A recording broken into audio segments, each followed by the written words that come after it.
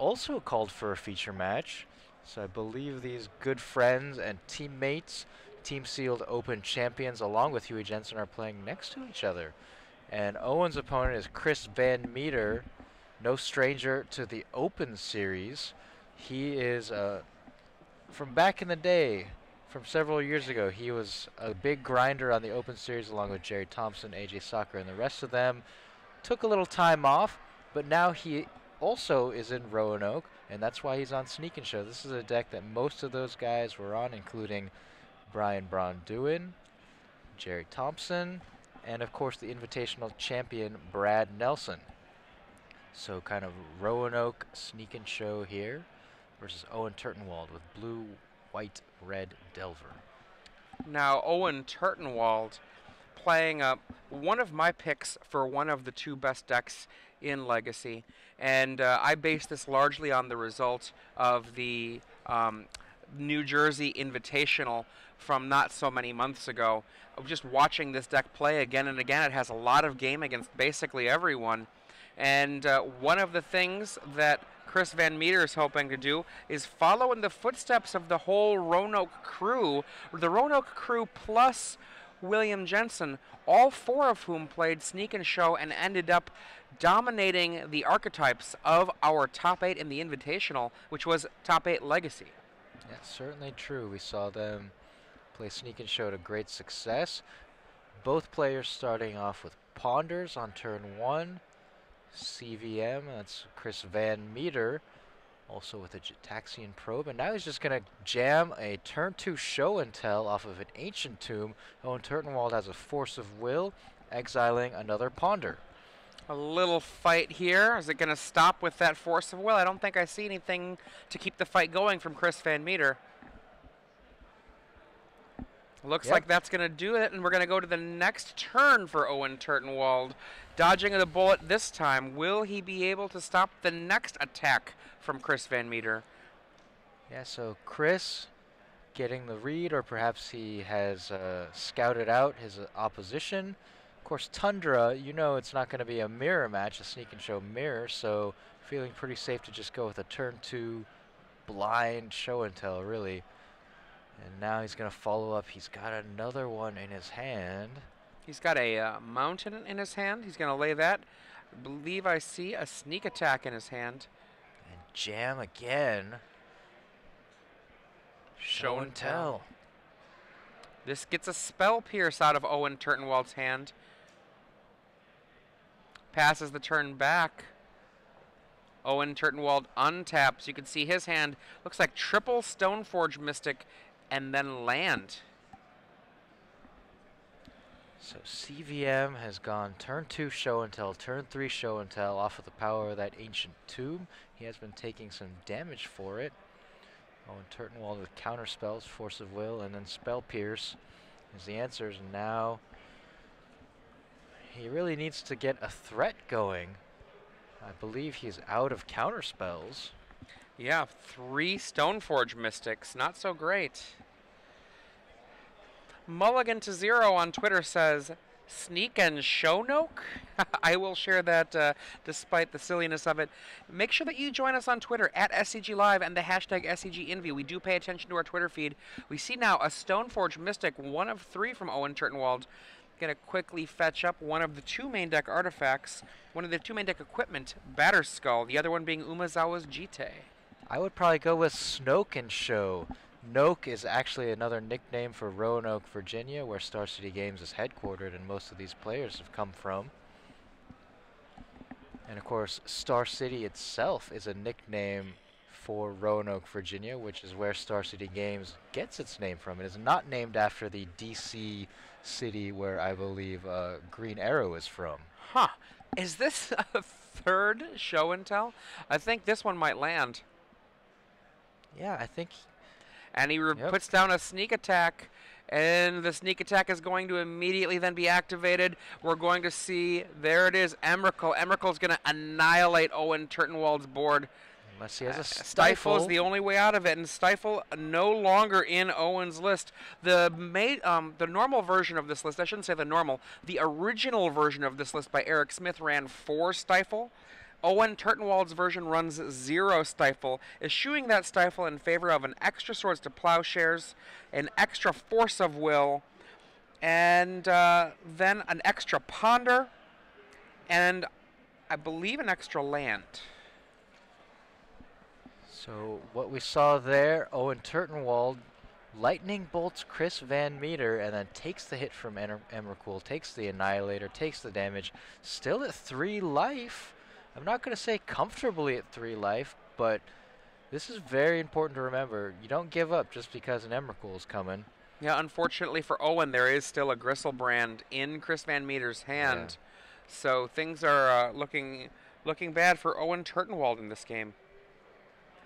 And just playing the game straight up, or a little bit of gamesmanship, Chris VanMeter not just showing the Gristlebrand, going through everything, activates and attacks. A quick packing it up from Owen Turtenwald. Goes to his sideboard. We'll go to his sideboard with him. We've got his sideboard includes 3 Rest in Peace, 2 Pyroblast, 1 Red Elemental Blast, 2 Meddling Mage, 2 Ethersworn Canonist, 1 Geist of Saint Traft, 1 Sword of Feast and Famine, 1 Grim Lavamancer, 1 Graft Digger's Cage, and 1 Wear Tear. Okay, CVM sideboard, 2 Swansong, 2 Pyroclasm, and then we get to the meat. 3 Blood Moon, 2 Red Elemental Blast, 3 Through the Breach, 2 Graft Digger's Cage, 1 Echoing Truth. So that Blood Moon against these 3-color Delver decks, whether it's Rug or blue, white, red, is going to do quite a lot of work against the mana base with no basics. Blood Moon's certainly a very powerful card, as is Red Elemental Blast. On Owen's side of the board, the Pyroblast and the Red Elemental Blast, definitely both very valuable. But also, Meddling Mage is quite powerful in this kind of matchup. There are 2 major cards to name, and that would be Show and Tell and Sneak Attack. And Chris VanMeter, if he knows that Owen Turtenwald has Meddling Mage, could consider adding in Through the Breach as a way to get around cards like that. But one of the things to think about is the more time that Owen's deck has, the more likely that he's going to be able to have assembled a pretty solid package of counter magic. Owen Turtenwald's list running 4 Spell Pierces main, and after sideboard, those 3 additional blasts are quite effective. So Pyroblast and Red Elemental Blast. So I said it might have been gamesmanship. It's also the fact that these players do not have their full deck list, opponent's full deck list. So CVM playing it out because he actually is not sure if Owen Turtenwald is dead to the Gristlebrand. Just wants to make sure and maybe see an extra card and go through the motions because of that reason. And these players here at 6 and 1. This is round number 8. There are 9 rounds of Swiss in the Legacy Open. There in the background, you can see just to the left of Owen Turtenwald, Reed Duke has finally begun play. That other feature match is one that was delayed by a quick deck check. If you're not familiar with organized play, for the most part, anyone can be subject to a deck check. It's a random thing that we do in order to make sure that the tournaments have a level of integrity that you can count on. Sure, and while the show must go on, so must the checking for integrity, as you said. Very important. I mean, these are the matches where we certainly don't want any mistakes to be made or anyone to be cheating in any kind of fashion. It's Chris VanMeter on the left, up 1 game right now. These players are both 6 and 1 in this 9-round Legacy Open Series event, and either of them would be eliminated by a loss from contention. Yeah, it's approximately 390 players. I've heard various numbers in the 380s to 390s. The cut for 10 rounds would be somewhere in the 410s, I believe, if I recall correctly. So very close to that cut, meaning it's very tough and pretty much impossible, right, for any X2 to make it in. Yeah, it's going to be, it would take more than a Christmas miracle. Well, speaking of Christmas, Star City Games is taking pre-orders for the holiday gift box, Adrian. These are going to ship out on November 15th, so it's not just Christmas. It could be for the Thanksgiving holidays, Hanukkah, etc. These are Theros holiday gift boxes. They feature 4 Theros booster packs. There's a box that can hold over 2,000 magic cards, very similar to the Fat Pack deck box. It says 20 Theros basic lands. I believe that may be 20 of each basic land. 6 illustrated plastic dividers, a sticker sheet for customizing the dividers, perhaps with various mana symbols, and an alternate art Kara Metra's Acolyte from Theros, available in that gift box. So go to StarCityGames.com, look for holiday gift box. Those are $19.99. Nice. Now, Owen Turtenwald, a player I've known for many, many years. He's a Milwaukee area player, though these days it feels hard to call Owen being from anywhere because he travels quite a bit. Is he still based out of Milwaukee? You know, honestly, I'm not sure where he's based out of these days because for the most part it seems like every week that I see him, it's in a different city. Yeah, and his good friend and teammate Huey Jensen is in Las Vegas. Where's Reed these days? The New York, New Jersey area, I think? Well, who knows? Owen from the internet, or maybe we can say he's from a tournament near you. And he is a former Player of the Year. Yeah, that's actually his winning of the Player of the Year race captured on film in the Walking the Plains, the Nathan Holt and his brother Sean, them making an amazing video, Magic the Gathering World Championship video, well worth watching if you are looking for some fun after this tournament's over. Are you going to mention the trophy? No, I'll let you watch the video. Oh, okay, yeah. There's a little Easter egg in there about his Player of the Year trophy. Chris VanMeter fetching, using the Scalding Tarn to get an island. You can see a Delver of Secrets on Owen Turtenwald's side of the table. So it's a land and a Delver of Secrets versus a single island. And I'm sure Chris VanMeter is going to do a little bit of library manipulation. Oh, and there you see in CVM's hand, he has sideboarded in Blood Moon. That is a killer against a 3-color deck with no basics. So we'll see if there is a counter war over that later on. Pyroclasm drawn by Chris VanMeter as well. Pyroclasm kills nearly all of the threats that Owen Turtenwald can produce. The only thing that survives it is a Batterskull Germ. That's a bit ironic. The 0/0 Germ survives because it is wearing this Batterskull, whatever that is. Oh, flip. Blind flip. Spell Pierce revealed. In comes the 3/2 Insectile Aberration. It knows the secret. Yeah, Owen Turtenwald has a clock here now, flipping his Delver of Secrets on turn 2, attacking for 3. So now that Pyroclasm may need to be fired off a bit sooner than CVM was planning. We'll see if he wants to go with the Pyroclasm on turn 2. Or be a little bit more patient. He's just going to run it out because we do see he had another Pyroclasm, and also he may want to clear the way of counterspells for Blood Moon. I mean, I think that playing this right away makes a lot of sense. One of the things that Owen Turtenwald's deck tries to do when it's operating in this fashion is it tries to put down a clock and shut the game down quickly. So if you wait, you just might run out of time to do the things you want to do.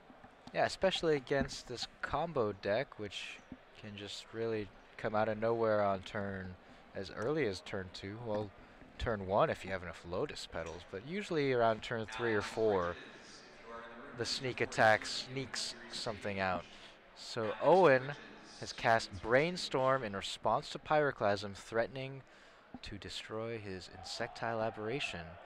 So he's going to decide if he wants to fight over this, and he says no, gonna let it die. So maybe some more threats on top of Owen's library. And Owen fetches. Remember, he's already cast that Brainstorm, and he's following up with this fetch land, shuffling away 2 cards that he decided were not worthy of his hand anymore. The fastest clock that Owen could potentially produce on the next turn, well, truly the fastest clock would be as if he laid triple Insectile Aberration and then or Delver of Secrets, and then they all flipped into Insectile Aberration. But more reasonably speaking, a single Geist of St. Traft would produce a 3-turn clock. Of course, Chris VanMeter has both Blood Moon and another Pyroclasm in hand, both of which are problem cards for Owen. Owen just passes the turn, though. We'll see what comes next. Yeah, it's the fact that Chris used a Pyroclasm as a 1-for-1 answer to that Delver of Secrets a little bit of a giveaway that he has another? I honestly Or don't you think feel so. that no matter I what, mean, he would have gone for yeah, that? I mean, you have to Pyroclasm on turn 2 there. If you try to wait for more to happen, it might not ever happen, and then suddenly you're Pyroclasming out of desperation. That's just not worth it. Right, and at that point, it might get countered. You might have given your opponent time to draw a counterspell for the Pyroclasm. So yeah, this is not like standard where you might wait a little bit longer to see if your opponent commits more threats. Saying you just want to trade 1-for-1, especially for the combo deck, which is so explosive. Don't want to die with answers in your hand. We see the Geist of St. Traft we were talking about not so long ago. Yeah, that's 2/2 hexproof, but every time it attacks, puts a 4/4 angel onto the battlefield tapped and attacking, so it is essentially attacking for 6. Fantastic 3-mana threat. 3 Blood Moons in hand now for Chris VanMeter. Interesting. He didn't cast one last turn. Looks like, I think he wanted to try to maybe land that in a moment where Owen was vulnerable, but there, I think with having 2 Blood Moons before and a Pyroclasm, I would have liked to have just pushed it out there and seen what I could get out of Owen Turtenwald for it. Yeah, Brad Nelson, the Invitational champion, was talking about what he called the shove mentality or shove strategy, where you just keep going fast, you know, aggression. And this is a combo deck, but in this case, just shoving out the Blood Moons continuously. And if they don't have an answer, fabulous. Now You've landed a Blood Moon. You see Owen Turtenwald shuffling. He's just fetched in response to this Blood Moon. He has 1 Spell Pierce in hand, which he's probably going to use. And now look at Chris VanMeter's life total, 15. That's going to go down by a good 6 in a moment, and he'll be down to 9. Now imagine he had not Pyroclasmed before. That would mean he would be instead at 6 life. And so while it's possible that the Pyroclasm might have gotten a 2-for-1 on the next turn, for example, it's also possible Owen might just counter it and kill him. Yeah. So instead, Chris VanMeter, he's going to go down to 9 and still have a comfortable little cushion of life where he's not dead. Waiting, he may have walked his Pyroclasm into the Spell Pierce that we just saw counter the Blood Moon. Down to 9. 2 attacks to kill Chris VanMeter now. And again, if he had not Pyroclasmed, it would only be a single attack required to kill him. Owen exits the combat step. Goes back to main phase. Main phase 2. Stoneforge Mystic perhaps. Lays a land. Stoneforge Mystic. Alright, Stoneforge Mystic gonna search up Sword of Feast and Famine. That is the equipment of choice for killing control/combo opponents. It's a very dangerous card. You can't stick around, wait to see what happens if a Sword of Feast and Famine's hitting you. Yeah, the protection from green and black not relevant. +2/+2, decently relevant, but it's that discard ability eating away at the combo player's hand who may have been carefully sculpting it to try to win. There's the other Pyroclasm. We see a fight. Force of Will tossing Ponder. And I think that that's going to get a Force of Will tossing Ponder back. He needs to. This is a deadly board. Not quite lethal. And Pyroclasm clears the way. Back to Owen Turtenwald. Chris VanMeter at 9 life. Owen Turtenwald at 16. A Sword of Feast and Famine in hand. Looks like he's casting that and passing the turn. Chris VanMeter now going to have an opportunity to drop not only a land, but also a Blood Moon. Yeah, Owen Turtenwald has a sword, but no one to wield it. Chris VanMeter drops to 8 using a Misty Rainforest. And a second island. Remember, Blood Moon turns all non-basics into mountains. That's not mountains in addition, that's mountains instead of. Yeah, it's just going to blank them. Now, what's important to remember, not in this matchup, but in other matchups, other traits of those lands do not go away. So they still have their name, and they still are legendary or not, or they're still artifact lands or not. Ponder from Chris VanMeter. Oh, and Turtenwald completely shut out of any ability to cast his colored mana spells. This leaves him with only the following spells he can cast. Force of Will by pitching a spell, Lightning Bolt, Batterskull, Umezawa's Jite, and then from the sideboard, his Red Blasts. And Grim Lavamancer, which he probably did not sideboard in, so unlikely to see that show up. So now, I mean, Owen got the Sword of Feast and Famine because that is the equipment you want if you've got creatures out. But if he had gotten Batterskull instead, he does have 5 lands now. He could have been able to hard cast a Batterskull and now be attacking Chris VanMeter's life total with the Germ. There's the 6th land for Owen Turtenwald. He passes the turn. There's a sneak attack from Chris VanMeter. He casts it. Do you have a Force of Will or not? Not. Okay, with a Gristlebrand in hand, next turn he's going to sneak that in. Wow, he did board in the Grim Lavamancer. That's surprising to me. I mean, perhaps he thought to himself, you know what? If Blood Moon happens, at least I'll have a guy. Maybe. But in that case, should get the Batterskull. There we go. Both creatures, one Gristlebrand, one Emrakul. He reveals them. Owen Turtenwald offers the hand right away. And Owen Turtenwald is defeated 2-0 by Chris VanMeter.